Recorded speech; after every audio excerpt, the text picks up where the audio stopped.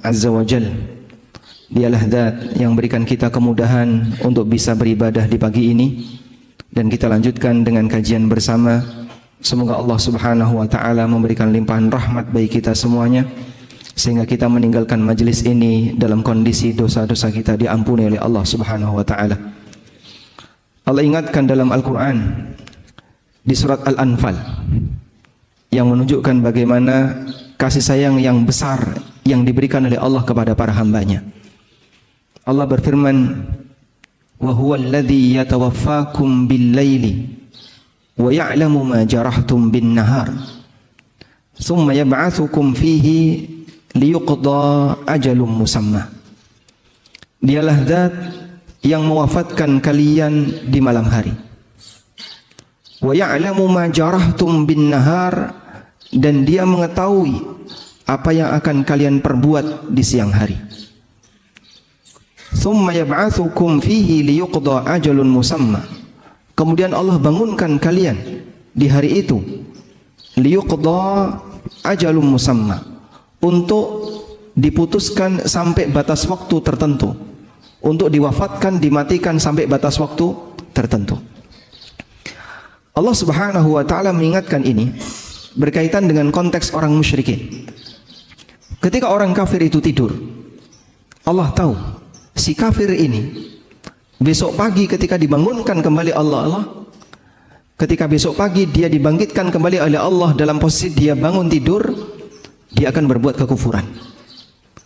Allah tahu ketika Allah wafatkan orang ini, ketika Allah tidurkan orang ini di malam hari, orang ini ketika besok pagi bangun, dia akan berbuat kesyirikan. Tapi Allah Subhanahu wa ta'ala tetap membangunkan dia. Allah berikan dia kesempatan untuk hidup. Allah kembalikan arwahnya dan dia bangun. Padahal dia akan berbuat kafir, dia akan berbuat kesyirikan. Liyuqda ajalun musamma, untuk dia habiskan masa hidupnya sampai batas waktu tertentu. Sebagaimana halnya orang kafir, kita juga mengalami kondisi yang sama. Di malam hari kita tidur, dan setiap hamba yang tidur hakikatnya nyawanya ditahan oleh Allah Subhanahu wa ta'ala. Ditahan sesaat. Lalu ketika hamba ini bangun tidur, Allah kembalikan nyawa itu ke jasadnya sehingga dia bisa bangun. Maka Nabi SAW ketika bangun tidur, beliau membaca doa, alhamdulillahilladzi ahyana ba'dama amatana. Segala puji bagi zat yang menghidupkan kami ba'dama amatana, setelah dia mematikan kami, mematikan di waktu tidur. Dan pada saat kita tidur, Allah tahu besok pagi kita akan maksiat, tapi Allah izinkan kita hidup, sehingga dialah zat yang maha kasih sayang kepada hambanya. Pada waktu Allah Subhanahu wa ta'ala menahan arwah kita di waktu kita tidur, Allah bangunkan kembali kita, padahal dia tahu kita ini akan berbuat durhaka kepadanya, kita akan bermaksiat kepadanya. Sampai kapan? Sampai datangnya ajal. Terus demikian yang kita lakukan, sehingga hidup ini penuh dengan maksiat. Malam harinya kita tidur, siang harinya kita maksiat, seperti itu terus sampai akhirnya ajal menjemput kita.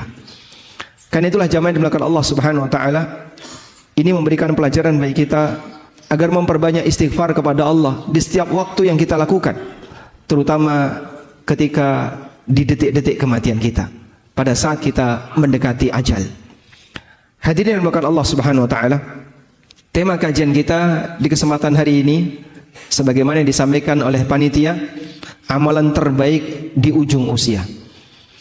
Kita semuanya mengharapkan agar kita bisa mendapatkan husnul khatimah, meskipun perjalanan hidup kita dipenuhi dengan aneka maksiat. Namun kita ingin menghadap Allah Subhanahu wa ta'ala dalam kondisi bersih dan bisa mendapatkan husnul khatimah. Dan dalam Islam, hisab itu ada dua. Hisab sebelum kematian dan hisab pasca kematian. Hisab sebelum kematian penentunya ada di bagian akhir. Jika bagian akhir itu baik, maka bagian depan dianggap baik. Sebagaimana disebutkan dalam hadis yang sahih riwayat Bukhari Muslim dari sahabat Sahal bin Sa'ad As-Sa'idi radhiyallahu anhu, Nabi sallallahu alaihi wasallam bersabda, "Wa innamal a'malu bil khawatim. Sesungguhnya amal itu baik buruknya ditentukan oleh ujungnya. Sehingga sebelum kematian, penentu nilai seorang hamba adalah ujungnya. Apabila ujungnya baik, maka seluruh amalnya dianggap baik, dan sebaliknya. Ketika ujungnya buruk, maka seluruh amalnya dianggap buruk. Berbeda dengan peraturan hisab pasca kematian. Hisab pasca kematian, penentunya ada di depan, ada di awal. Sebagaimana yang disabdakan oleh Nabi sallallahu alaihi wasallam, "Awwalu ma yuhasabu bihil 'abdu min 'amalihi as-shalah." Amal pertama yang nanti akan dihisab dari hamba besok di hari kiamat adalah salat. Apabila salatnya baik, maka seluruh amal dianggap baik. Sehingga awalan yang baik saat hisab di yaumil akhir menentukan untuk amal-amal setelahnya. Sedangkan ketika hidup, ujung yang baik menentukan amal sebelumnya. Kita berbicara untuk kondisi kita yang sedang hidup. Maka perjuangan kita sebagai hamba Allah yang taat sampai kapan jamaah? Sampai kita mati. Perjuangan kita sebagai hamba Allah yang taat kita lakukan sampai kita mati. Sehingga perjuangan kita adalah bagaimana caranya agar kita bisa mengakhiri hidup ini dalam kondisi sebagai hamba yang saleh. Sebab kita menjadi hamba Allah itu sampai mati. Sebagaimana yang Allah Subhanahu wa taala firmankan dalam Al-Qur'an, "Wa'bud rabbaka hatta ya'tiyakal yaqin." Sembahlah Rabbmu, jadilah hamba Allah yang baik hatta ya'tiyakal yaqin, sampai datang kepadamu al-yaqin. Dan makna al-yaqin, para ahli tafsir mengatakan maknanya adalah al-maut, kematian. Sebagaimana yang dikutip oleh Al-Hafidz Ibnu Katsir dari Salim bin Abdullah bin Umar. Salim bin Abdullah bin Umar, cucunya Umar bin Khattab radhiyallahu anhu. "Wa'bud rabbaka hatta ya'tiyakal yaqin." Sembahlah Rabbmu sampai datang kepadamu kematian. Kata Salim, huwa al-maut. Yang dimaksud di sini adalah kematian. Dan ini sejalan dengan firman Allah Subhanahu wa taala di surat Al-Muddatsir. Ketika Allah menceritakan penyesalan penduduk neraka. Penduduk neraka itu mengatakan, "Lam naku minal musallin wa lam naku nut'imul miskin wa kunna nakhudu ma'al khaidin wa kunna nukadzibu biyaumiddin hatta atana al-yaqin." Dulu kami tidak pernah salat. Kami tidak pernah ngasih makan orang yang membutuhkan. Kami hidupnya hanya bersenda gurau, dan kami mendustakan hari kiamat hatta ya'tiyanal yaqin, sampai datang kepada kami al-yaqin, yaitu kematian. Sehingga jamaah dimulakan Allah, kita menjadi hamba Allah, beribadah kepada Allah, berbuat taat kepada Allah, ujungnya adalah kematian. Dan itulah perjuangan kita. Sehingga bagi seorang muslim, titik akhir dia dalam melakukan ketaatan adalah saat ajal menjemputnya. Karena itu Bapak Ibu yang dimuliakan Allah, berbicara tentang amal terbaik di akhir usia, kita tidak membahas masa silam. Mungkin di antara kita punya masa silam yang berwarna-warni. Ada yang masa silamnya kelam, ada yang masa silamnya bagus, beraneka ragam. Namun kalau kita bandingkan antara diri kita dengan para sahabat, bisa jadi masa silamnya para sahabat lebih gelap dibandingkan kita. Di antara sahabat ada yang pernah menyembah berhala. Di antara sahabat ada yang pernah minum khamr. Di antara sahabat ada yang bahkan pernah berusaha untuk membunuh nabinya sallallahu alaihi wasallam. Di antara sahabat ada yang membunuh sahabat yang lain. Seperti Al-Wasi membunuh siapa? Hamzah. Namun kemudian beliau masuk Islam, dan kemudian beliau menebus dirinya berperang di perang Yamamah melawan Musailamah Al-Kadzab, sampai akhirnya terbunuh di perang Yamamah. Sehingga para sahabat Nabi sallallahu alaihi wasallam orang yang masa silamnya sangat gelap, sebagian di antara mereka. Namun ketika cahaya Islam itu datang, mereka menjadi pahlawan-pahlawan bagi kaum muslimin, dan kita punya hutang budi bagi mereka. Sehingga dalam masalah ini kita tidak berbicara masa silam. Masa silam mungkin kita punya aneka masa silam yang berwarna-warni. Kalau berbicara berkaitan dengan amal terbaik, kita berbicara terkait masa saat ini dan bagaimana perjuangan ke depannya. Makanya dalam Islam kita tidak diajarkan untuk tenggelam dengan masa silam, tapi kita diajarkan untuk bersikap optimis berkaitan dengan masa mendatang. Selanjutnya jamaah dimuliakan Allah Subhanahu wa taala. Lalu apa amal terbaik yang bisa kita perjuangkan di sisa usia kita? Terutama bagi mereka yang usianya sudah 60 ke atas atau mungkin 50 ke atas dan dia sudah mulai membayangkan, nampaknya saya harus persiapan untuk menghadap Allah Subhanahu wa taala. Apa kira-kira amal yang harus kita lakukan? Jamaah dimuliakan Allah Subhanahu wa taala, berbicara masalah amal di sisa usia, sebenarnya kalau kita perhatikan, semua amal yang diajarkan oleh Nabi sallallahu alaihi wasallam adalah amal yang utama. Semua amalan yang diajarkan oleh syariat kita adalah amalan yang utama. Sebab amal itu diajarkan oleh Rasulullah sallallahu alaihi wasallam melalui wahyu. Dan Allah ketika mengajarkan kepada hambanya, maka Allah akan ajarkan yang terbaik. Hanya saja dari sekian banyak amal itu ada yang namanya prioritas amal. Nah, prioritas amal inilah yang menyesuaikan di saat mana kita harus beramal A, kapan kita harus beramal B, kapan kita harus beramal C. Bagian itu yang akan kita bahas. Sehingga kalau kita berbicara amal apa yang terbaik di usia tua, ya semua amal ibadah. Tapi kalau bicara prioritas apa yang harus kita dahulukan ketika kita sudah berada di usia senja, bagian itu yang akan kita bahas. Karena Nabi sallallahu alaihi wasallam di samping beliau mengajarkan amal secara umum, beliau juga mengajarkan prioritas dalam beramal. Sebab tahu prioritas itu bagian dari fikih seorang hamba. Suatu ketika Abdullah bin Abbas sedang menyampaikan kajian, dan waktu itu sedang terjadi ketegangan antara Ali bin Abi Thalib dengan orang Khawarij. Maka beliau berceramah di hadapan masyarakat dalam posisi negara dalam situasi genting. Ibnu Abbas ceramah habis asar sampai nabrak maghrib, dan beliau tidak berhenti. Lanjut beliau ngasih ceramah sampai mendekati waktu isya. Komentar para jamaah, sholat, waktunya sholat. Tapi Ibnu Abbas tidak berhenti menyampaikan ceramah. Karena negara dalam situasi genting, masyarakat butuh pencerahan yang lebih, sehingga Ibnu Abbas ngasih ceramah panjang. Orang komentar, ayo waktunya sholat, kenapa aku nggak sholat? Kemudian orang itu ditanya oleh Ibnu Abbas, atu'allimuni sunnah? Kau mau mengajariku sunnah? Siapa yang lebih berilmu, kamu ataukah aku? Sehingga kau mau mengajariku sunnah. Dalam situasi ini Ibnu Abbas menggunakan fikih prioritas. Lebih penting memberikan pencerahan bagi masyarakat yang saat itu dalam situasi sedang genting, karena negara penuh dengan ketegangan. Ada Ali bin Abi Thalib yang waktu itu jadi khalifah. Di Syam ada Muawiyah yang sedang berkuasa di daerah Syam. Di Nahrawan ada Khawarij yang mau merongrong kekuasaan Ali bin Abi Thalib. Di beberapa tempat yang lain banyak terjadi ketegangan. Maka kaum muslimin harus ditenangkan semaksimal mungkin. Beliau ngasih ceramah yang panjang sampai nabrak waktu salat. Lebih prioritas bagian ini dibandingkan mendahulukan salat, karena situasinya menuntut untuk ngasih ceramah panjang. Itu contoh berkaitan dengan fikih prioritas. Hal yang sederhana, membaca Al-Quran itu amal yang mulia. Per huruf dapat nilai pahala berapa? 10. Tapi kalau terdengar azan, lebih prioritas mana? Menjawab azan atau lanjut baca Quran?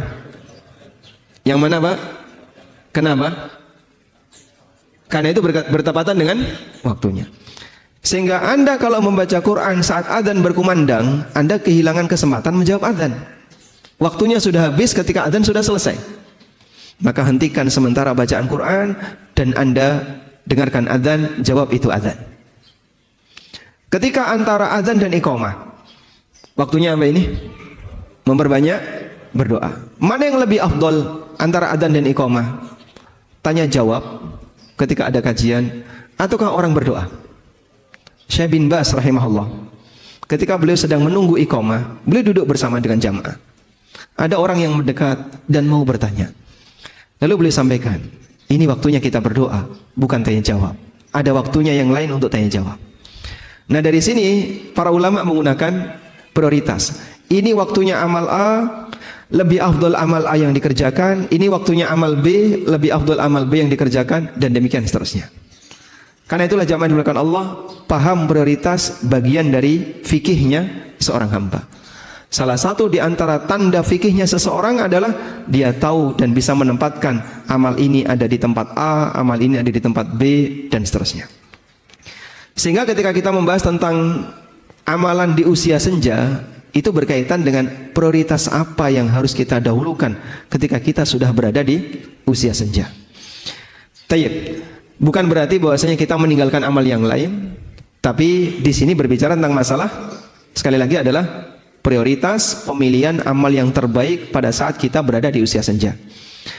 Nah, jamaah dimuliakan Allah Subhanahu wa taala, ada beberapa amalan terbaik yang bisa kita prioritaskan ketika kita sudah berada di usia senja. Yang pertama, Anda bisa fokus pada amalan ringan yang bisa dijangkau, namun dikerjakan secara rutin.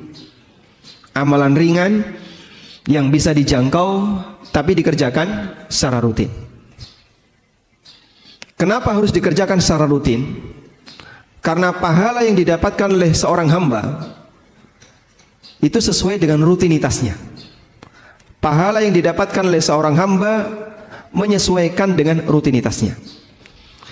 Nabi SAW pernah bersabda, "Idza maridal 'abdu aw safara, kutiba lahu ma kana muqiman sahiha." Apabila seorang hamba itu sakit atau dia safar, maka akan dicatat untuknya amalan pahala sebagaimana yang menjadi rutinitasnya ketika dia dalam kondisi sehat dan tidak sedang safar. Sehingga jamaah dimuliakan Allah, kalau ada orang yang punya kebiasaan puasa Senin Kamis, tiap Senin dan Kamis dia puasa, suatu ketika dia sakit sehingga dia tidak berpuasa, maka dia tidak berpuasa bukan karena malas, tapi dia tidak berpuasa karena udzur. Sehingga Allah Subhanahu wa taala tetap memberikan pahala baginya. Dia dapat puasa Senin walaupun dia tidak berpuasa sebab dia punya kebiasaan itu. Bagi mereka yang tidak punya kebiasaan, maka saat dia sakit dia tidak berpuasa, dia tidak dapat pahala karena dia ketika sehat juga tidak berpuasa. Orang semacam ini tidak mendapatkan catatan pahala sebagaimana mereka yang punya kebiasaan. Hal yang sama juga terjadi pada mereka yang sedang safar. Maka hadis yang menyebutkan apabila seorang hamba itu sakit atau safar, dia mendapatkan catatan pahala sebagaimana ketika dia sehat dan mukim, hanya berlaku untuk amalan yang menjadi rutinitasnya. Sehingga bapak-bapak misalnya atau ibu-ibu melakukan safar, dan musafir itu dianjurkan tidak sholat rawatib, sehingga sholatnya hanya yang wajib saja, sedangkan rawatib ditinggalkan, dan itu sunnah. Kita safar, ketika kita mukim, kita punya kebiasaan rawatib. Duhur kita rawatib, asar kita rawatib, demikian pula maghrib, isya, dan subuh kita punya sholat rawatib. Pada waktu kita safar, itu semuanya kita tinggalkan kecuali qobliyah subuh. Maka insya Allah pahala salat rawatib tetap ada walaupun kita tidak mengerjakannya. Sebab kita tidak mengerjakan salat rawatib ketika safar karena ini sesuai sunnah. Kita tinggalkan bukan karena kita tidak mau melaksanakan, tapi kita tinggalkan beralih dari satu sunnah ke sunnah yang lain, sehingga amal rutin ini tetap tercatat pahalanya. Baik, kita terus berjuang beramal sampai pada posisi fisik tidak bisa diajak untuk beramal. Ada satu kondisi di mana ini dengkul nggak bisa dipakai untuk ruku. Ada satu kondisi di mana itu paha nggak bisa nyanggah tubuh kita ketika berdiri, sehingga kita sholat sambil duduk. Ada satu kondisi di mana kita tidak bisa berangkat ke masjid. Ada satu kondisi di mana kita hanya bisa berbaring di atas kasur.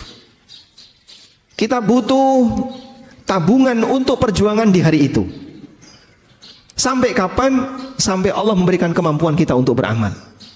Allah Subhanahu wa taala berfirman, "Illal ladzina amanu wa 'amilus salihati falahum ajrun ghairu mamnun." Kecuali orang yang beriman dan orang saleh, mereka akan mendapatkan pahala yang ghairu mamnun, yang terus mengalir. Allah berikan pahala kepada hambanya yang mukmin sebagaimana pahala yang dijanjikan oleh Allah Ta'ala untuk nabinya sallallahu alaihi wasallam.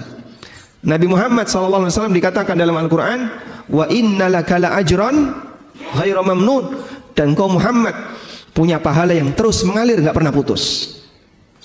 Dan orang yang beriman diberi oleh Allah yang sama. Illal ladzina amanu wa amilus salihat falahum ajrun ghairu mamnun. Orang yang mukmin dan beramal saleh, dia dapat pahala yang tidak pernah putus. Bagaimana penjelasannya? Coba simak keterangan Ad-Dhahhak. Ad-Dhahhak rahimahullah, seorang ulama tabi'in, pernah mengatakan, beliau meriwayatkan dari Ibnu Abbas, idza kana al-'abdu fi shababihi katsiras salah, katsiras siyam was sadaqah, thumma dha'afa amma kana ya'malu fi shababihi, ajrallahu azza wa jalla lahu ma kana ya'malu fi shababihi. Ketika seorang hamba itu masih muda, dia rajin salat, rajin puasa, rajin sedekah, sampai akhirnya tubuhnya jadi lemah, sehingga dia tidak bisa salat sebagaimana kebiasaan dia di waktu muda. Maka Allah Subhanahu wa ta'ala tetap ngasih pahala untuk dia di saat dia tidak mengamalkannya di usia tua. Sehingga sekali lagi jamaah, mungkin saat ini kita bisa datang hadir 5 waktu ke masjid, bolak-balik, selesai sholat kita pulang, nanti ada panggilan kita datang lagi, pulang lagi, ada panggilan kita datang lagi. Sampai batas waktu tertentu kita nggak bisa menghadiri panggilan itu. Karena saya sudah nggak bisa keluar rumah, hanya bisa duduk di atas kursi, hanya bisa berbaring di atas kasur. Terdengar suara azan, pingin datang, fisik nggak bisa diajak. Terdengar panggilan untuk sholat, tapi badan nggak bisa berdirikan, hanya bisa duduk. Maka sesuai dengan kebiasaan kita, pada waktu kita masih kuat melakukannya, pahala itu terus mengalir. Itulah orang beriman dan beramal saleh, falahum ajrun ghairu mamnun. Mereka tetap mendapatkan pahala yang terus mengalir. Maka ketaatan dan ibadah ringan, mini habit, kebiasaan ringan tapi isinya ketaatan, yang kita lakukan jemaah, itu adalah tabungan di hari tua. Sehingga kalau ada orang yang bilang olahraga itu adalah tabungan kesehatan di hari tua, maka ibadah-ibadah yang ringan itu adalah tabungan di saat kita sudah tidak bisa lagi mengerjakannya. Bapak Ibu punya kebiasaan salat rawatib, puasa sunnah, qiyamul lail, atau ibadah-ibadah yang lain. Ini semuanya ada batasnya. Karena fisik hamba bisa jadi lebih pendek umurnya dibandingkan usia dia hidup. Sehingga orangnya masih hidup tapi fisiknya nggak bisa diajak. Semangatnya tetap ada, namun jasadnya nggak bisa dipaksa untuk melakukannya. Dia nggak putus sebab niatnya terus berjalan. Orang seperti inilah pahalanya tidak akan pernah putus. Walhamdulillah, itu anugerah yang diberikan oleh Allah kepada hambanya yang beriman.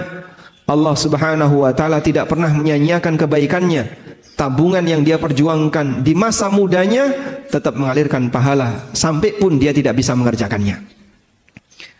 Qala Ibnu Abbas radhiyallahu anhu, Ibnu Abbas mengatakan, wa humul ladzina adrakahumul kibar la yu'akhadzuna bima 'amiluhu fi kibarihim.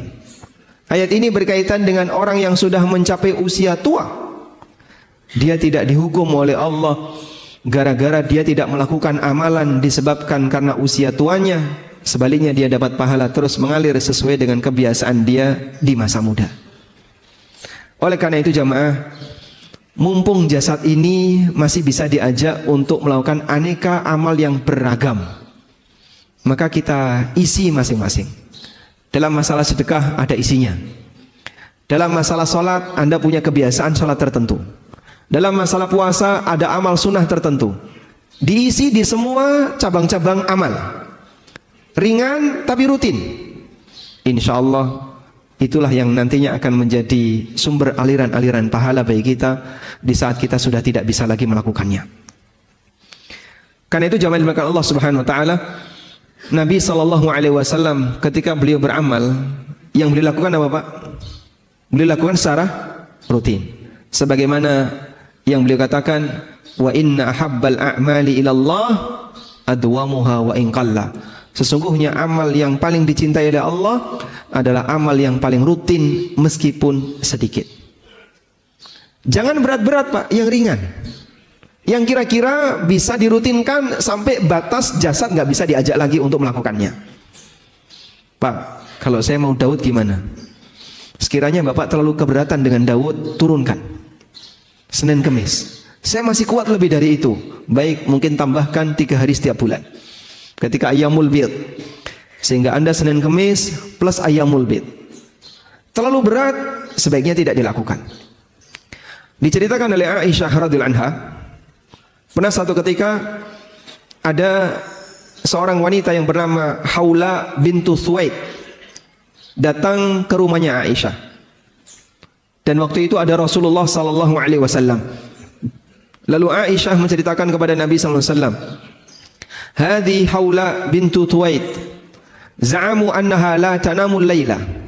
Ini adalah Haula bintu Thuwaid. Banyak orang mengatakan wanita ini enggak pernah tidur di malam hari, isinya tahajud. Faqala Rasulullah sallallahu alaihi wasallam, kemudian Nabi sallallahu alaihi wasallam keheranan, lalu beliau mengatakan, "La tanamul lail?" Enggak pernah tidur di waktu malam?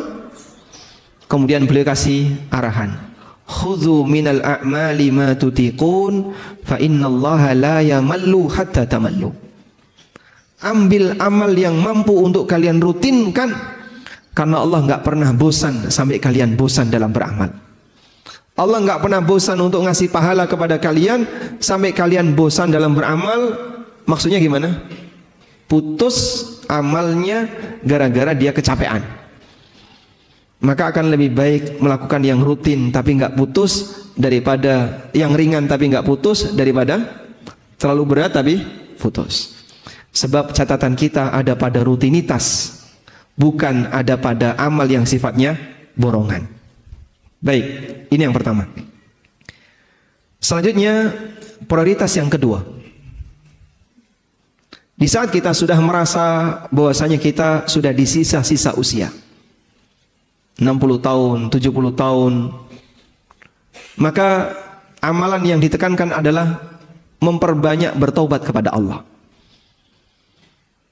Sebagaimana seorang hamba ketika mau menghadap Allah pada waktu salat, maka dia diperintahkan untuk melakukan taharah, bersuci dengan berwudu atau mandi, atau kalau nggak bisa dua-duanya, tayammum.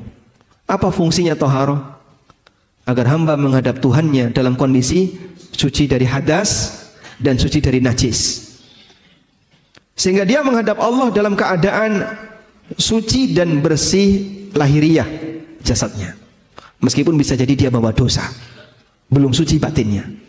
Tapi hamba diperintahkan untuk terus menghadap Allah dalam setiap keadaan, terutama ketika salat wajib. Orang ketika mau ke tanah suci yang merupakan pusat kiblat, persiapan untuk menghadap Allah di tanah suci lebih jauh lagi. Di mana, Pak? Di mikot, dalam jarak 450 kilo kalau ngambil mikotnya dari Dzulhulaifah. Sehingga persiapan untuk beribadah di tanah haram sudah dilakukan 450 kilo. Dan di zaman Nabi SAW, di zaman para sahabat, perjalanan dari mikot Dzulhulaifah sampai ke kota Mekah butuh waktu kurang lebih 7 hari, sepekan.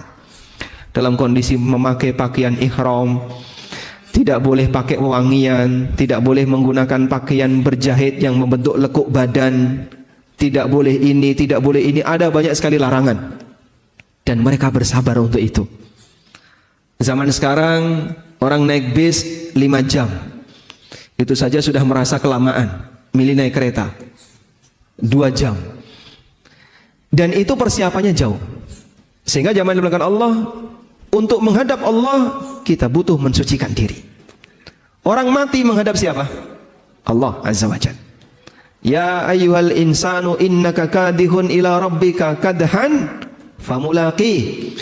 Wahai manusia, sesungguhnya kalian itu sungguh mengalami kelelahan ila rabbika, menuju Rabbmu, famulaqi, sampai kalian ketemu Allah. Sehingga semua hamba ketika mati dia akan bertemu dengan Allah, dia menghadap Allah Subhanahu wa taala. Maka sebelum menghadap Allah, jika waktu masih hidup, kita diperintahkan untuk mensucikan jasad dari hadas dan najis. Maka pada saat kita menjelang mati, kita sucikan dengan banyak bertobat, kita bersihkan batin kita dari dosa.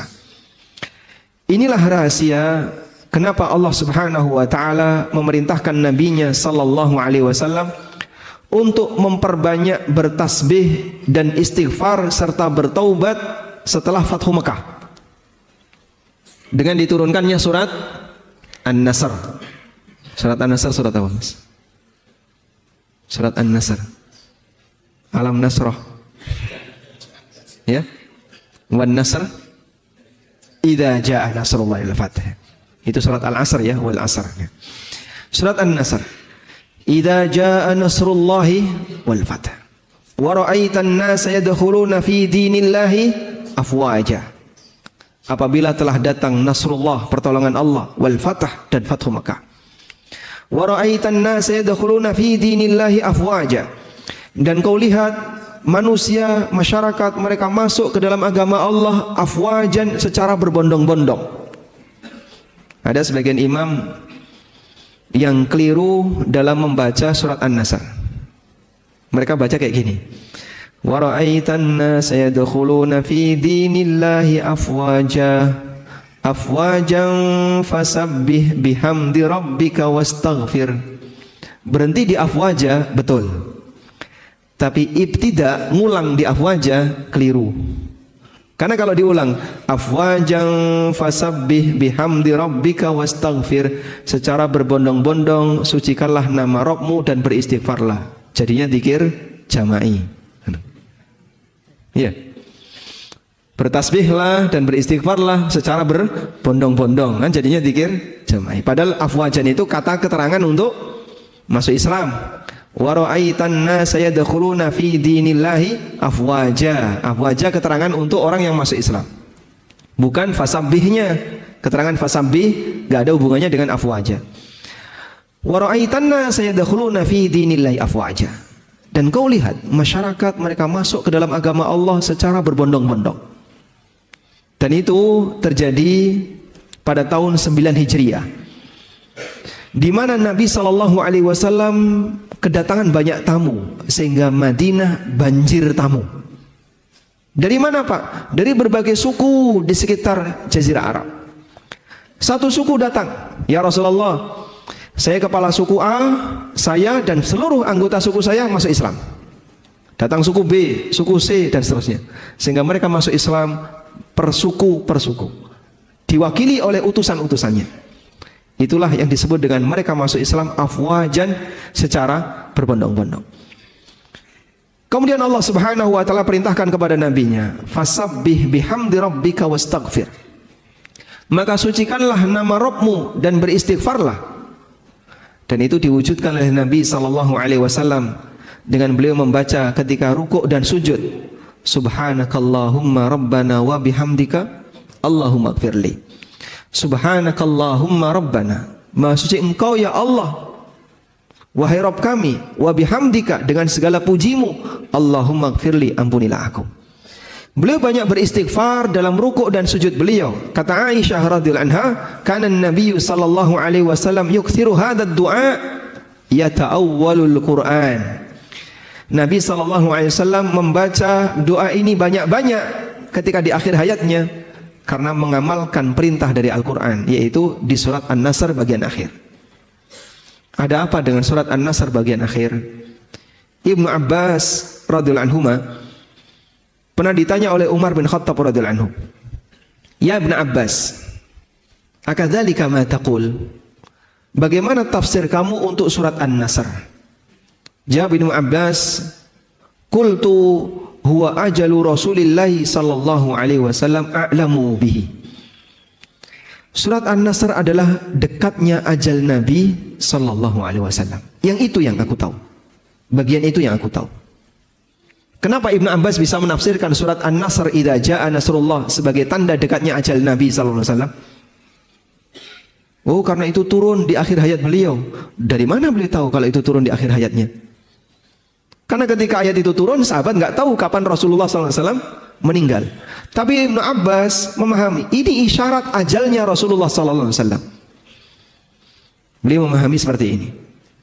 Apabila seluruh masyarakat sudah masuk Islam dan kota Makkah sudah ditaklukkan, berarti tugas Nabi sudah selesai. Dan kalau tugas Nabi sudah selesai, pensiun. Pensiunnya Nabi gimana, Pak? Liburan? Atau kemudian punya rumah pensiunan? Tinggal di villa? Bukan. Menghadap Allah untuk menerima pahala. Sehingga ketika tugas seorang Rasul sudah selesai, maka sang Nabi akan menghadap Allah Subhanahu Wa Taala. Maka turunnya surat An-Nasr pertanda tugas beliau sudah paripurna dan sebentar lagi beliau akan menghadap Allah. Dan betul dari turunnya surat An-Nasr dengan wafatnya Rasulullah Sallallahu Alaihi Wasallam kurang lebih selisihnya hanya setahun. Sehingga ini salah satu di antara bukti bahwa surat An-Nasr adalah ajal Rasulullah Sallallahu Alaihi Wasallam. Di akhir ajal itulah Rasulullah Sallallahu Alaihi Wasallam banyak bertobat kepada Allah, banyak mohon ampun kepada Allah.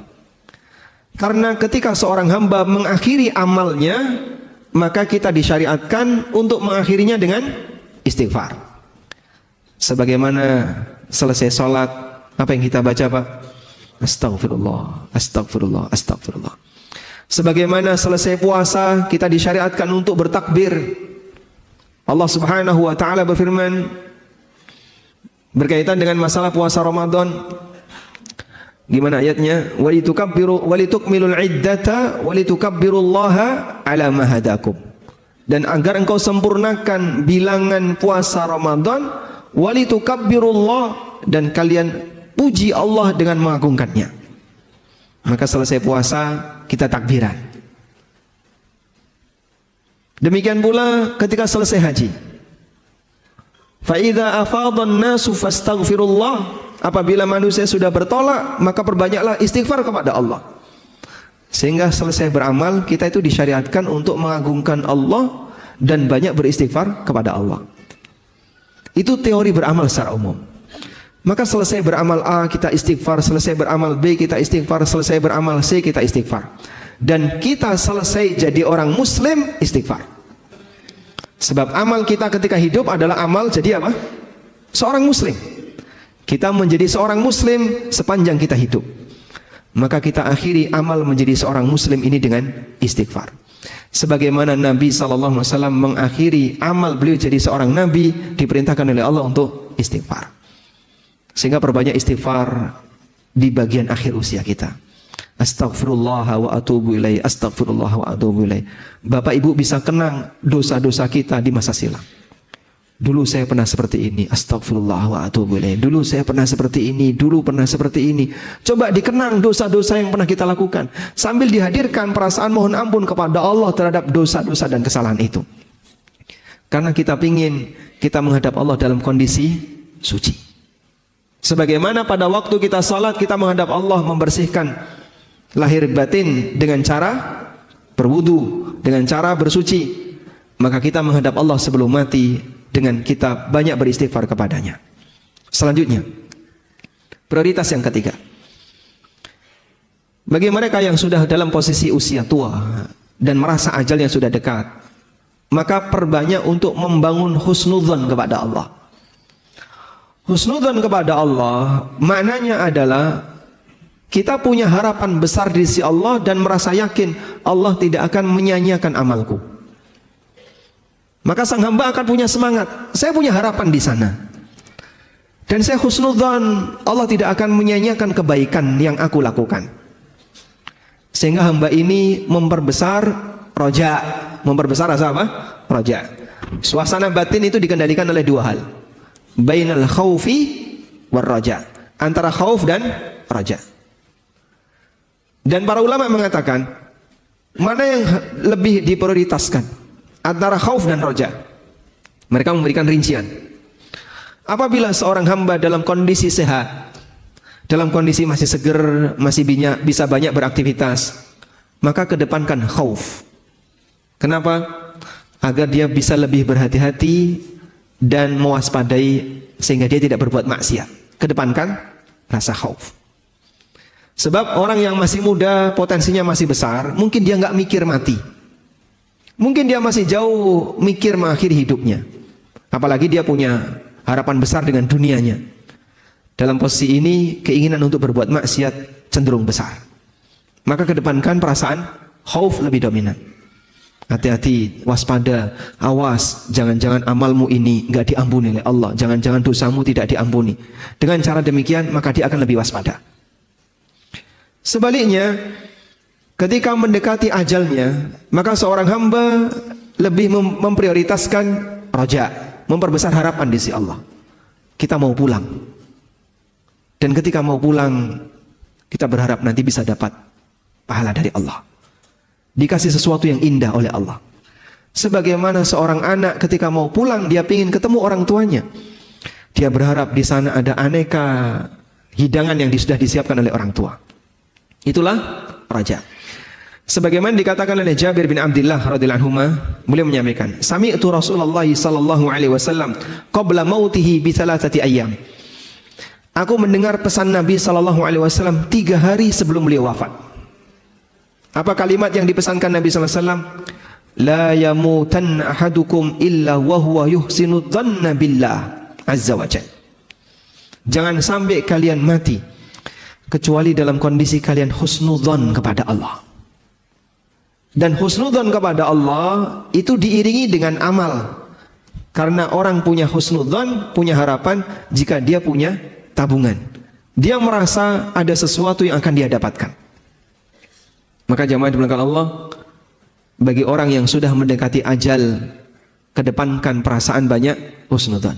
Kita mau pulang, sebentar lagi akan menghadap Allah. Semoga amalku diberi pahala oleh Allah Subhanahu wa taala.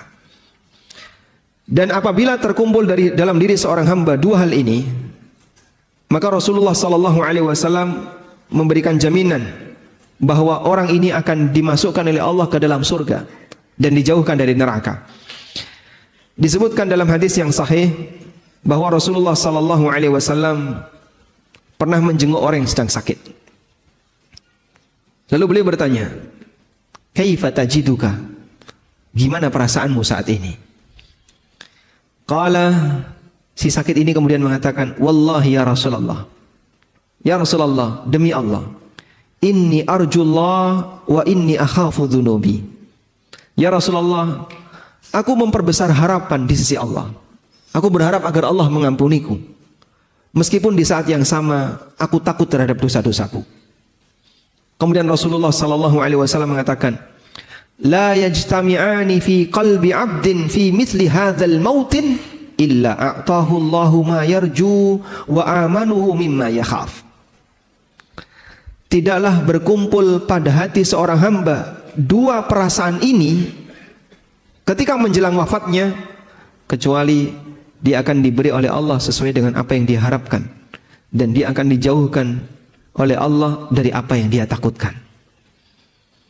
Sehingga roja dan khauf tetap ada pada waktu seorang hamba itu sedang sakit atau menjelang kematiannya, agar kita mendapatkan perlindungan dari apa yang kita takuti dan mendapatkan apa yang kita harapkan. Namun roja lebih dominan.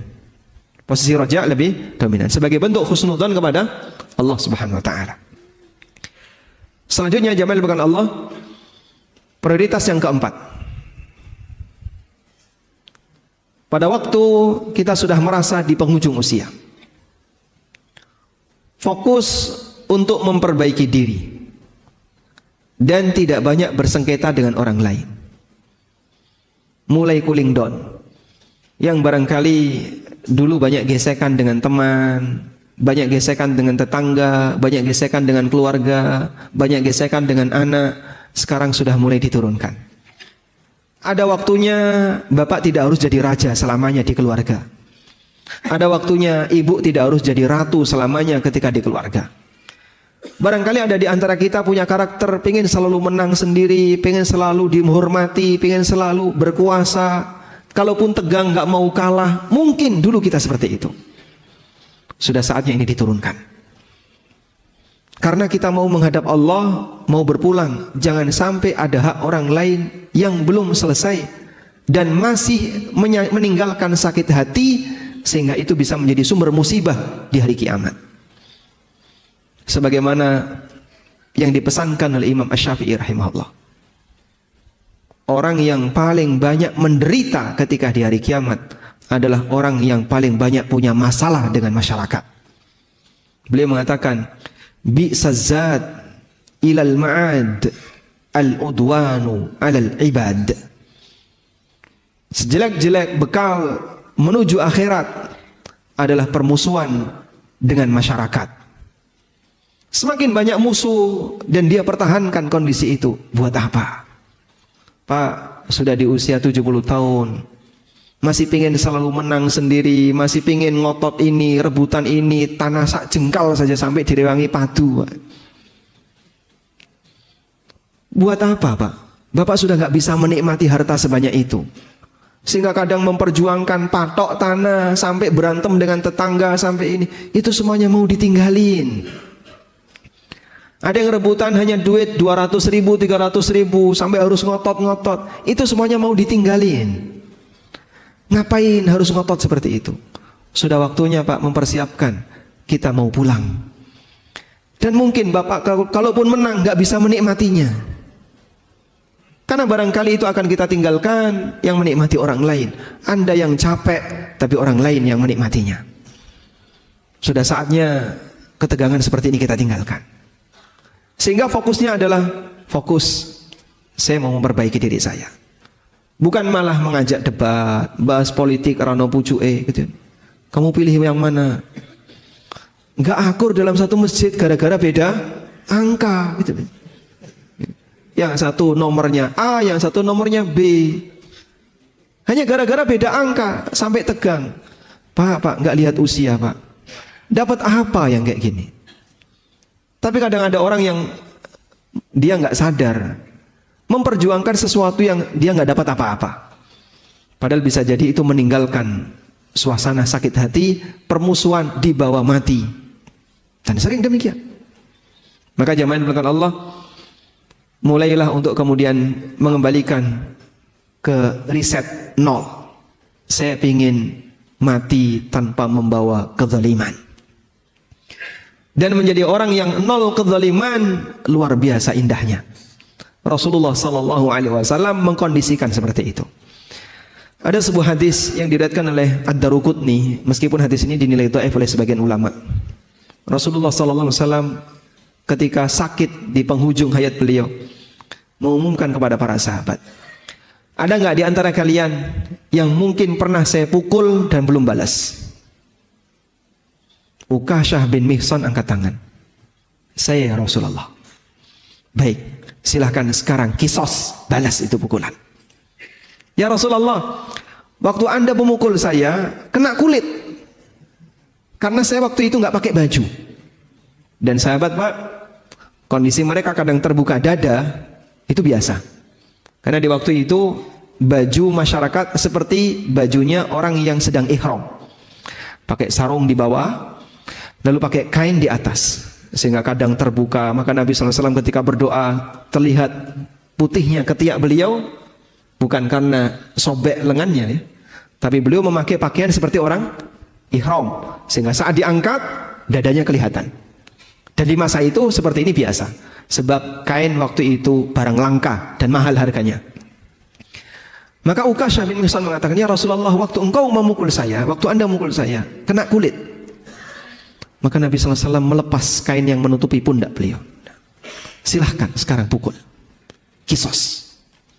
Semua sahabat sudah menahan, gantikan saya saja, jangan Rasulullah SAW. Apa kamu tega mau memukul Nabi SAW dalam situasi seperti ini? Tapi kisos nggak bisa digantikan.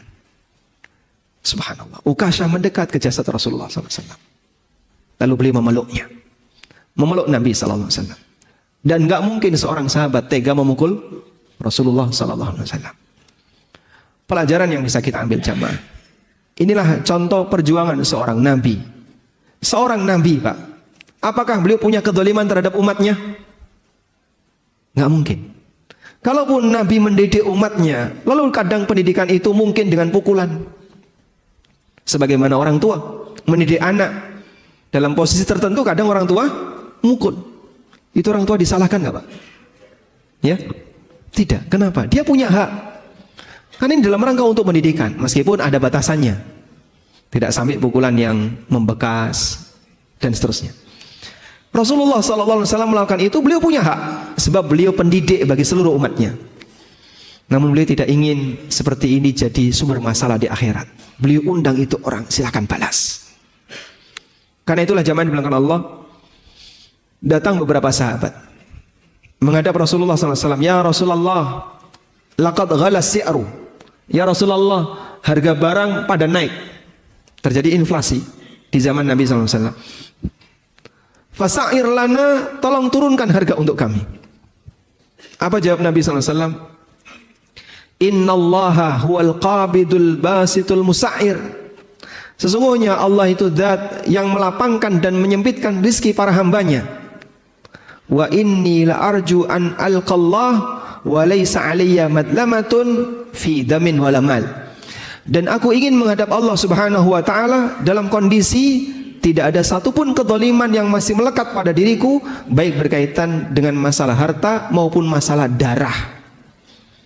Maka Rasulullah SAW tidak pernah menumpahkan darah seorang muslim siapapun sampai beliau meninggal. Dan beliau tidak pernah mendolimi harta muslim yang lain sampai beliau meninggal. Sampai ketika diminta untuk nurunin harga, Rasulullah SAW nggak mau. Kenapa, Pak? Kenapa beliau nggak mau? Khawatir mendolimi pedagang. Sehingga saat harga naik itu kan kadang terjadi karena keseimbangan demand and supply. Kebutuhan banyak, sementara stoknya kurang, naik. Dan itu takdir Allah, di luar kuasa Rasulullah SAW. Dan beliau tidak disalahkan berkaitan dengan musibah, karena itu takdir Allah. Tapi kalau beliau turunkan, ada pedagang kulaknya mahal, gara-gara kebijakan beliau menurunkan harga, jadi harus diturunkan, rugi ini pedagang. Beliau takut pedagang ini nuntut di akhirat. Beliau sampai takut pedagang ini nuntut di akhirat. Coba bayangin mereka yang memegang kebijakan masalah ini, bahkan termasuk mereka yang punya wewenang, sehingga melakukan audit, berapa harus bayar, sekian miliar. Pusing itu pedagang. Duit dari mana? Saya harus bayar ini dan seterusnya. Tapi kemudian tiba-tiba diambil sekian miliar. Orang ini sakit hati. Bisa jadi dia akan nuntut di akhirat. Maka jamaah belakang Allah Subhanahu wa taala, Rasulullah sallallahu alaihi wasallam menjadi orang yang selalu punya prinsip riset untuk semua dosa kepada makhluk, sehingga beliau menghadap Allah dalam kondisi nol kezaliman. Mulai banyak untuk bersikap tasamuh, memberikan toleran, ngasih maaf dan minta maaf di bagian penghujung hayat. Karena kita tidak ingin kita membawa dosa dengan makhluk pada saat kita menghadap Allah Subhanahu wa taala, yang nanti itu menjadi sumber qisas di yaumil akhir, mengurangi pahala yang pernah kita perjuangkan. Sehingga barangkali di antara Bapak Ibu yang punya kebiasaan gerenengi orang, gunjing, ghibah, mulai saatnya untuk diselesaikan. Wallahu a'lam. Pun juga Bapak. Baik. Nah, baik, demikian yang bisa kita sampaikan sebagai pengantar. Semoga bermanfaat. Di sisa waktu insyaallah kita gunakan untuk tanya jawab. Wassallallahu ala nabiyyina Muhammadin wa ala alihi wa sahbihi wasallam. Rekan-rekan yang ingin bertanya silakan. Ustaz masih punya waktu sampai dengan jam 6.15, masih bisa tadi. 15. Silakan saya bertanya.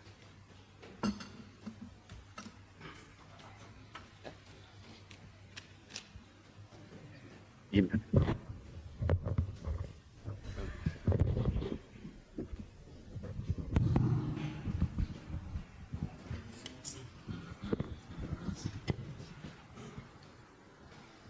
Assalamualaikum warahmatullahi wabarakatuh. Waalaikumsalam warahmatullahi wabarakatuh. Izin bertanya Ustadz, sebagai muslim yang baru mengenal keutamaan amalan sunnah di usia yang telah senja, mohon nasihat dan motivasinya Ustadz. Banyak sekali lingkungan yang mencibir dan kurang suka dengan kita yang berjenggot dan bercelana cingkrang. Meskipun kami tahu hal tersebut adalah bagian dari sunnah Nabi Shallallahu Alaihi Wasallam, apakah bunyi dalilnya hadis akan hal tersebut? Syukron barakallahu fikum. Nah, ada seorang ulama yang beliau punya jenggot yang cukup lebat ya. Dalam posisi sakit, karena beliau sudah sepuh, beliau sudah ya usia mungkin di atas 70-an tahun. Dalam posisi sakit yang itu merupakan sakit yang mengantarkan kepada wafatnya beliau, dokter menyarankan untuk kepentingan medis sebaiknya jenggot Anda dicukur. Lalu beliau sampaikan, saya tidak mau menghadap Allah dalam kondisi tidak mengikuti sunnah Nabi sallallahu alaihi wasallam dalam penampilan. Sehingga berpenampilan sesuai sunnah itu bagian dari perjuangan. Maka beliau meskipun sudah diminta oleh pihak dokter, ini dalam rangka untuk kepentingan medis, bagaimana kalau jenggotnya dicukur? Beliau milih tidak, saya nggak mau, bertahan seperti ini saja. Kalaupun saya mati dalam posisi tetap bertahan di atas sunnah. Kalaupun saya hidup kembali dan Allah kasih kesembuhan, itu semuanya datang dari Allah Subhanahu wa taala. Baik. Karena Nabi sallallahu alaihi wasallam menyebutkan dalam banyak hadis yang sahih, khaliful yahud wa'ful liha. Jangan tiru Yahudi, biarkan jenggot. Jadi beliau minta biarkan jenggot. Biarkan itu artinya udah nggak usah diganggu, biarin aja. Baik. Ada perintah khusus sebagai penjelasan perintah umum. Maka melaksanakan perintah umum bentuknya adalah dengan melakukan yang khusus. Contohnya kayak gini. Orang tua ngasih perintah kepada anaknya. Wahai si A, anaknya namanya si A ya. A, nanti kalau ada tamu, muliakan tamu, kasih makan. Ada berapa perintah ini? 2. Perintah umum. Apa perintah umumnya? Muliakan tamu. Apa perintah khusus? Ngasih makan. Maka disebut sebagai telah memenuhi perintah umum orang tua, yaitu memuliakan tamu, jika anak ini melakukan perintah khusus. Datang tamu, dikasih suguhan, dikasih handuk, suruh mandi, dikasih minum, tapi nggak dikasih makan. Udah? Tamunya pulang, anak lapor kepada bapak, Pak, tadi ada tamu, tak kasih minum, tak kasih suguhan, ya, tapi nggak tak kasih makan. Suguhannya minuman ya. Tak kasih minuman, tapi nggak tak kasih makan. Tak suruh mandi, suruh istirahat. Apakah berarti anak sudah melaksanakan perintah orang tua? Belum. Kenapa belum? Karena perintah khususnya belum dikerjakan. Maka jika Nabi SAW meminta khaliful yahud, jangan tiru Yahudi, wa'ful liha, biarkan jenggot, maka melaksanakan perintah umum, yaitu agar kita tidak niru Yahudi, bentuknya adalah dengan melaksanakan perintah yang kedua. Paham di sini? Baik. Karena bagian dari prinsip syariat, ketika syariat ini datang, syariat ini mengajarkan beda dengan Yahudi dan Nasrani.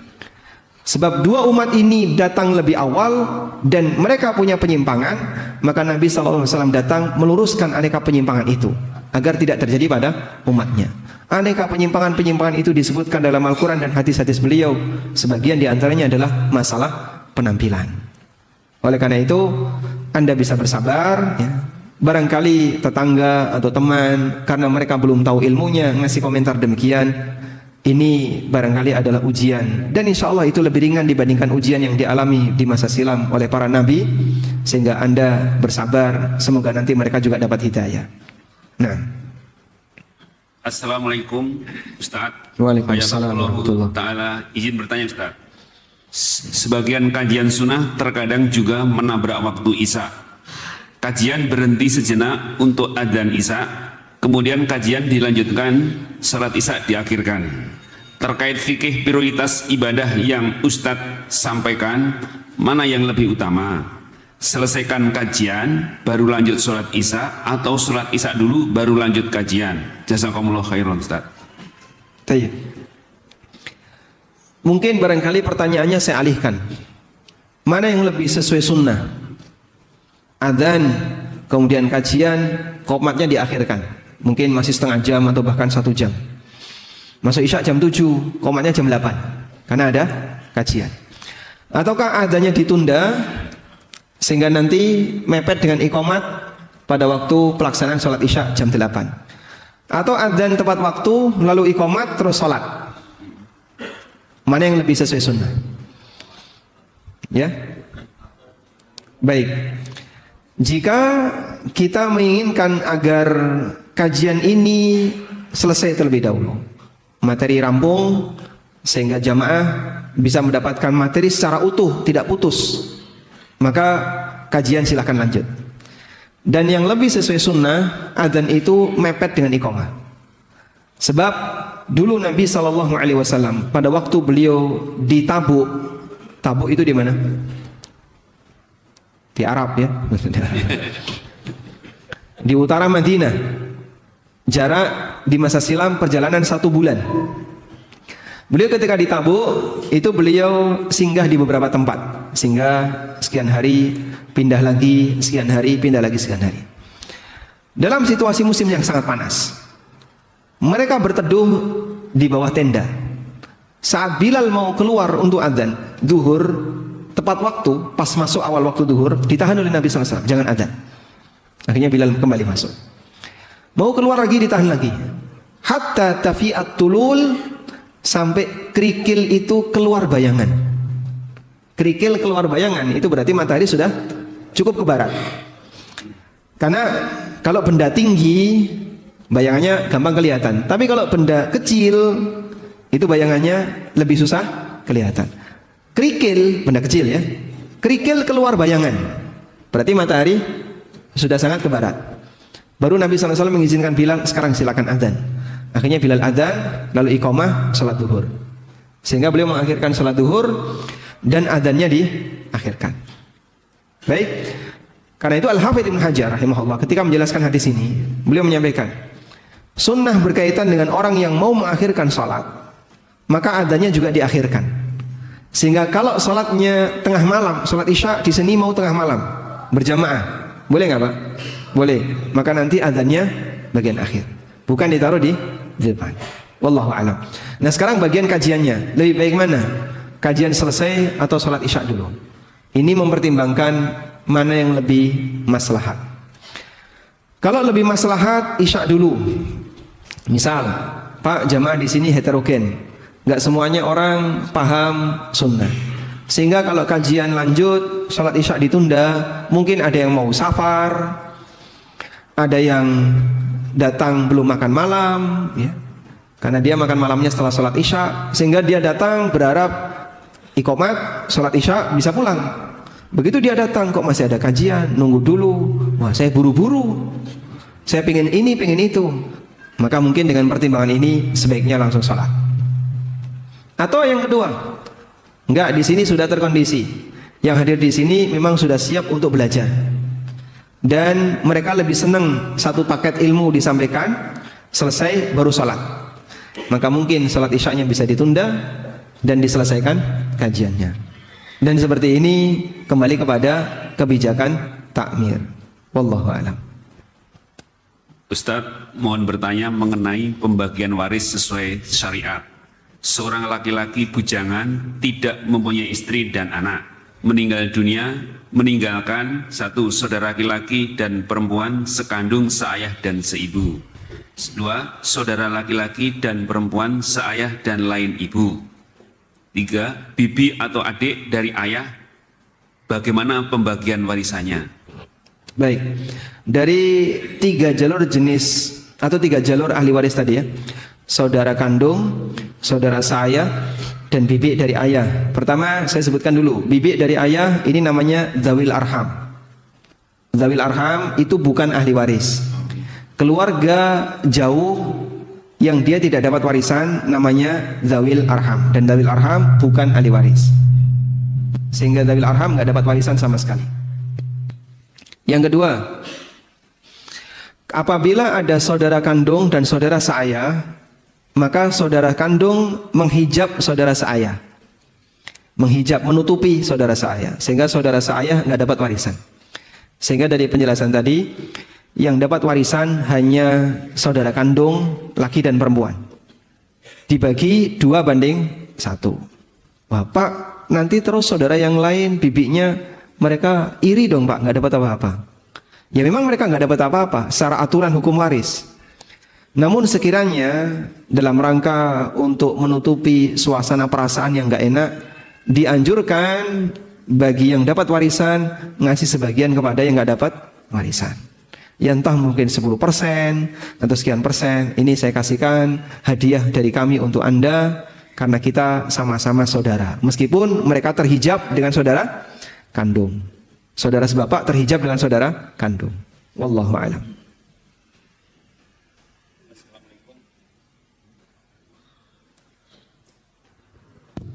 Assalamualaikum Ustaz. Waalaikumsalam warahmatullahi.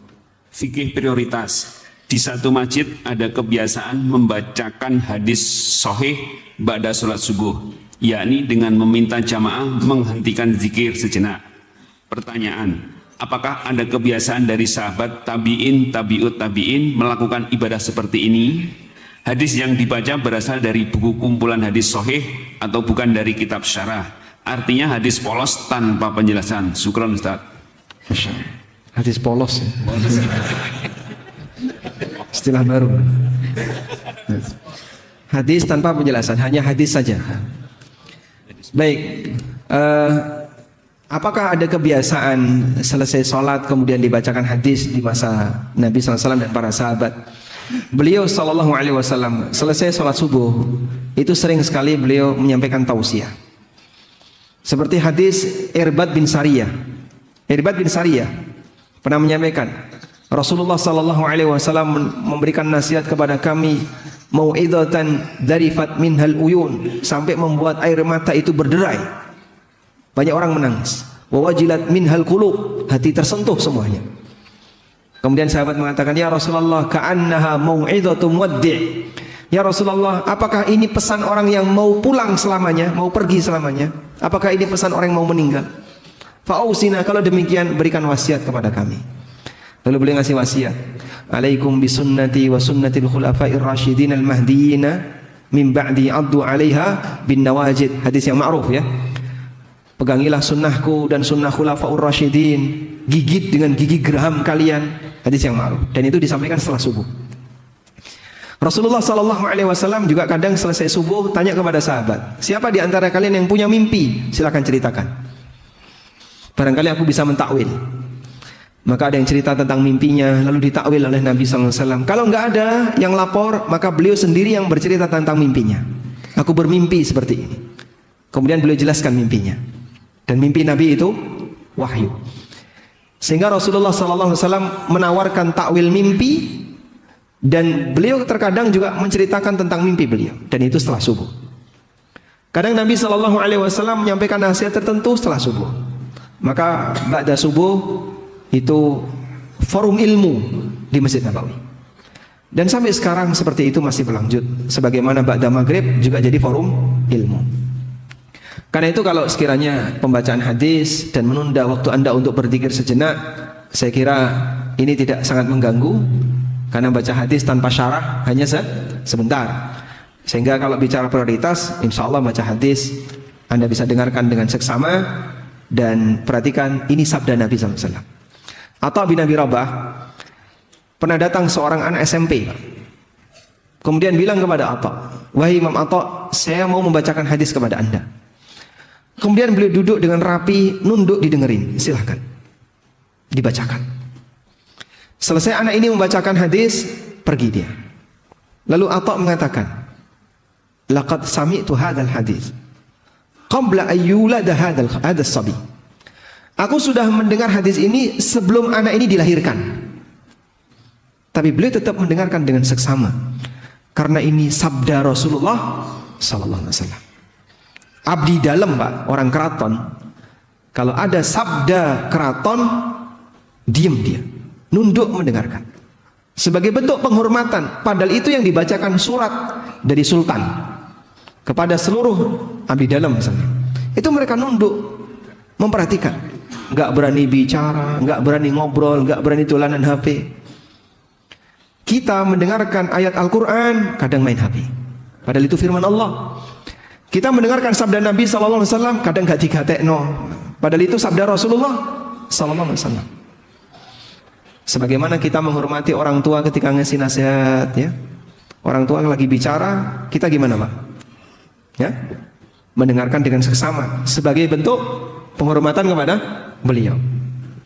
Maka sebagai bentuk penghormatan kepada Nabi SAW, ketika sabda beliau dibacakan, Anda hentikan aktivitas, dengerin, Pak. Walaupun bisa jadi hadis itu Anda sudah hafal, dalam rangka menghormati yang bersabda Rasulullah SAW. Nah, Bismillah, Assalamualaikum Ustaz. Waalaikumsalam warahmatullahi. Ahwan izin bertanya, ada yang mengganggu pikiran seseorang, pikiran sekarang Ana, tentang segala kesusahan-kesusahan hidup yang dialami. kesusahan dalam urusan pekerjaan dan segala usaha yang lain. Sementara seorang itu sudah merasa melakukan amal-amal saleh dan berdoa. Apakah segala doa-doa itu tidak ada manfaatnya? Jazakallahu khair. Nah, memang ujian harta itu bentuknya ada dua, Pak. Ujian kekayaan dan ujian kemiskinan. Dan bisa jadi yang kedua lebih berat dibandingkan yang pertama. Makanya kadang ketika jamaah itu ditanya, Anda lebih siap yang mana? Jadi kaya bersyukur atau miskin yang sabar? Ijma, nggak usah dijawab, Pak ya. Saya sudah tahu jawabannya. Ijma, Anda pasti pilih kaya bersyukur. Karena kita nggak kebayang, saya belum siap untuk jadi miskin.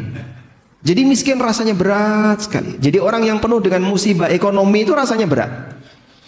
Sehingga Anda merasa nggak sanggup untuk bersabar.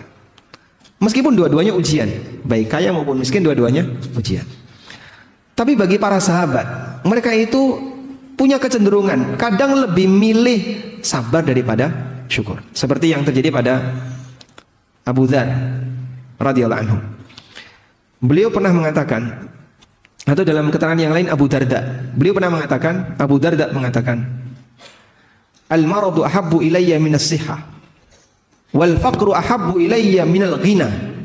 Sakit lebih saya sukai daripada sehat. Jadi tiap hari sakit, nekak watuk pilek, ditemek watuk misalnya. Tiap hari sakit lebih saya sukai daripada saya sehat. Miskin lebih saya sukai daripada kaya. Kenapa? Karena beliau punya kondisi, saya itu merasa dekat dengan Allah saat dapat musibah. Dan itu merasa lebih nikmat bagiku dibandingkan ketika saya dapat nikmat berupa harta. Jadi suasana kenikmatan itu adalah kedekatan dia dengan Allah. Dengan musibah ini, dengan miskin ini saya bisa nangis. Dengan musibah ini saya bisa berdoa. Dengan musibah ini rasanya saya dekat dengan Allah. Dengan musibah kita bisa menghadap Allah lebih serius. Coba kalau nggak ada kayak gini ya, bisa jadi orang lupa untuk mendekat kepada Allah. Itu sahabat. Kita mungkin nggak bisa demikian. Namun kalau misalnya Anda menghendaki, Pak, saya berharap agar ekonomi ini nggak jadi ujian bagi saya. Agar kondisi ekonomi ini nggak jadi ujian bagi saya. Mungkin ini nggak bisa. Karena masalah ujian itu Allah yang milih dan Allah yang menentukan, bukan kita. Maka yang lebih penting adalah bukan terhindar dari ujian. Sebab hidup ini pasti ujian. Tapi yang lebih penting adalah bagaimana cara menghadapi ujian. Bagaimana mensuasanakan batin ketika menghadapi ujian. Anda berdoa, mungkin doa Anda nggak kunjung dikabulkan. Bagi sahabat itu lebih penting daripada dikasih lalu putus doanya. Sebagaimana Umar bin Khattab radhiyallahu anhu. Bagi saya bukan dikabulkan doa yang penting, namun diberi kekuatan berdoa itulah yang penting. Sebab doa seorang muslim kalaupun tidak diwujudkan dalam kehidupan dia di dunia, jadi simpanan di mana? Jadi simpanan di akhirat.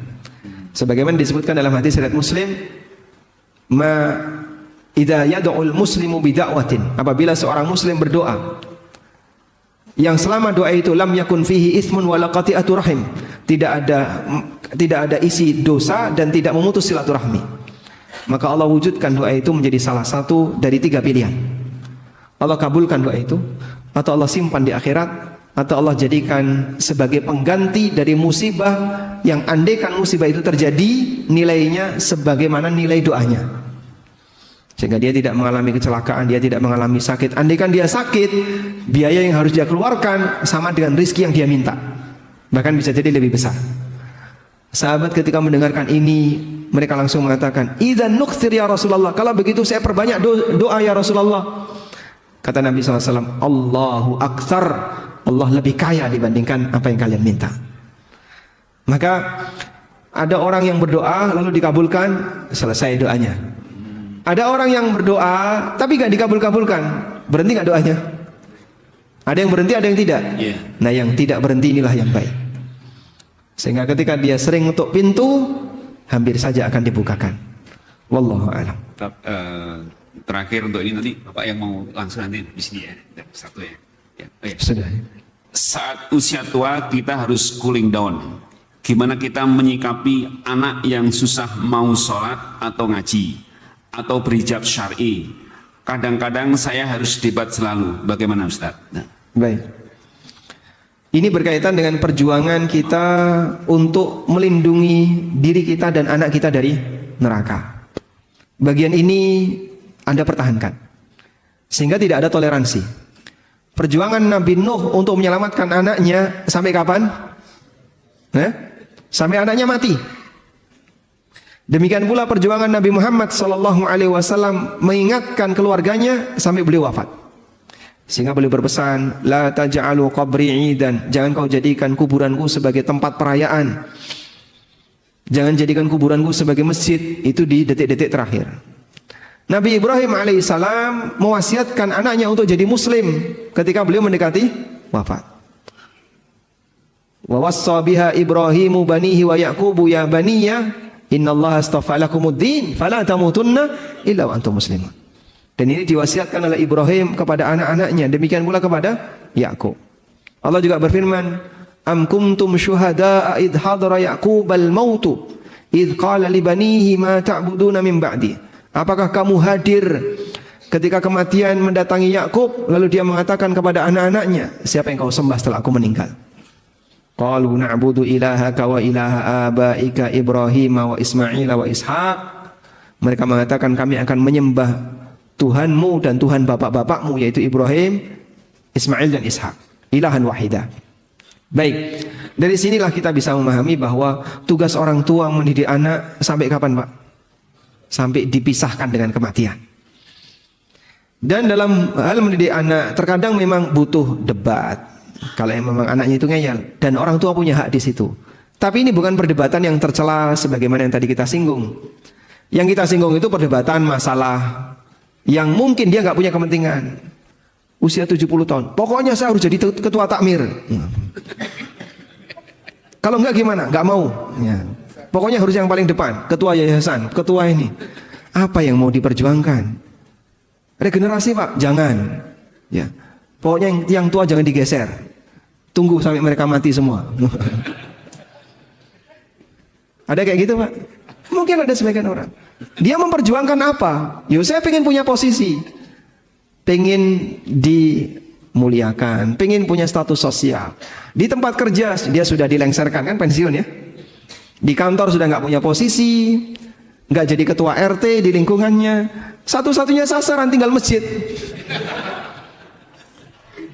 Maka kalau di kantor sudah nggak dapat jabatan, di perumahan nggak dapat ketua dan nggak punya jabatan, masjid yang diincar. Perjuangkan jadi ketua takmir. Masya Allah. Pak, sudah waktunya istirahat. Barangkali mikir-mikir bagian itu sudah Bapak tinggalkan. Fokus untuk ibadah yang sifatnya pribadi. Bapak akan lebih ringan, gak punya beban berkaitan dengan perasaan kalau kita gak jadi pimpinan. Serahkan kepada yang masih muda, selanjutnya fokus untuk ibadah yang sifatnya pribadi. Tapi kalau urusan pendidikan, pertahankan. Jangan sampai kendor dalam masalah ini, karena kita punya tanggung jawab untuk mengasuh anak, untuk mendidik anak sampai dipisahkan dengan kematian. Wallahu a'lam. Demikian, semoga bermanfaat. Wassallallahu ala nabiyyina Muhammadin wa ala alihi wa sahbihi wa sallam wa akhiru da'wana alhamdulillahi rabbil alamin. Subhanakallahumma wa bihamdika asyhadu an la ilaha illa anta astaghfiruka wa atubu ilaik. Wassalamu alaikum warahmatullahi wabarakatuh.